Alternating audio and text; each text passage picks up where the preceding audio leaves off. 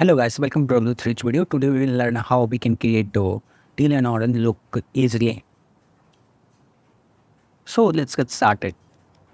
Here I just do exposure, contrast and white balance and saturation of this theme. Now create the teal and orange look. So open the color wrapper, change 12 white 12 gray, expand it. And as we know, and look at a vector scope. This line indicates skin. So here is this line. We don't want to change the skin color. So we will select the draw selection tool and we select all the point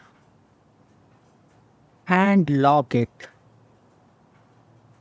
Afterward, we can just click on selection tool, click on this part and move according to our need.